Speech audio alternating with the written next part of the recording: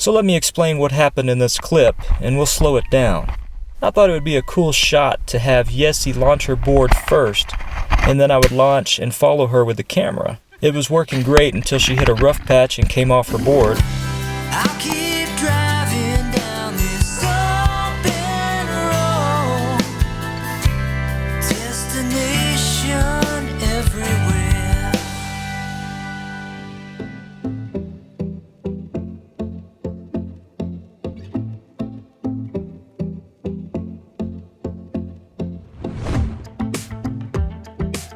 Good early morning, guys. We are headed over to the Great Sand Dunes National Park. We're getting to see this beautiful sunrise drive as we're headed over here. All these pretty mountains and pretty colors. Somebody didn't want to get up this morning.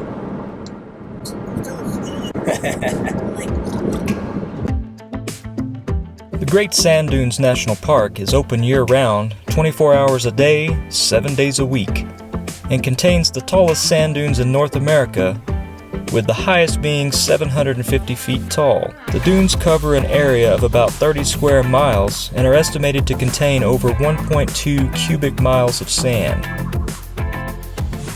So the last time we visited sand dunes was in California, and we didn't have the proper gear to go sledding or sliding down the sand dunes. We bought a little floor mat, and that didn't work. We had a little fail. So today we're going to try to go and rent an actual board or a sled or something to go down the hills and play on the sand a little bit. We're going to stop in a little town, I think it's called Blanca. It's just about 20 miles outside of the national park, and hopefully they're open today, so we'll see if we can rent a board and go sledding. We stopped in at Sanddrift Sandboard Rentals in Blanca and rented 2 boards, a sand board and a sand sled. And we highly recommend stopping by Spindrift if you're looking to rent some boards. The owner was super friendly and helpful, and the prices are reasonable. After renting our boards, we continued our journey on to the Great Sand Dunes National Park.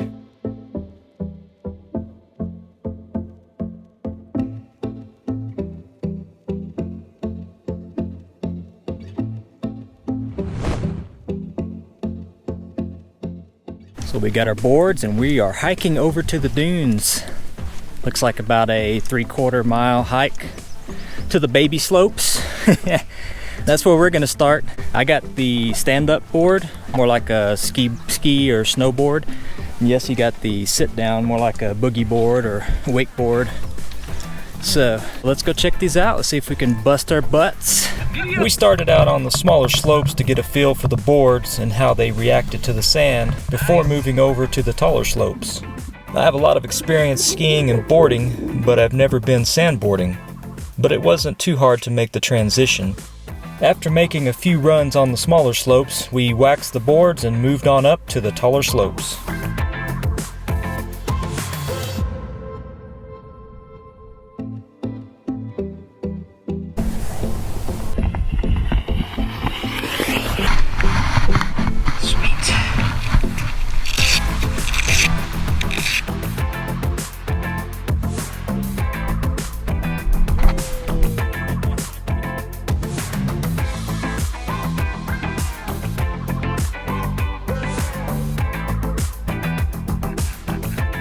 The hardest part of this was walking back up the hill, but it was great exercise.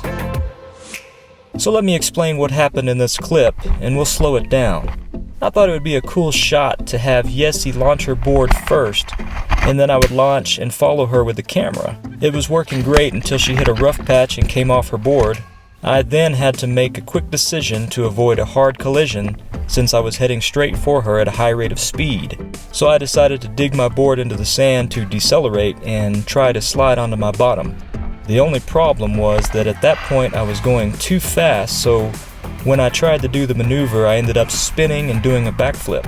The good thing was it didn't hurt and I avoided hitting Yessie, so it worked out well enough, just not like I had intended. We ran into a little rain on our way back, but we were able to return the boards and made it home to clean up from having sand just about everywhere. We had a great day at the Great Sand Dunes National Park, and we're glad you joined us. Don't forget to subscribe, click that like button, share this video, and hit that notification bell so you don't miss any new videos. See you next time.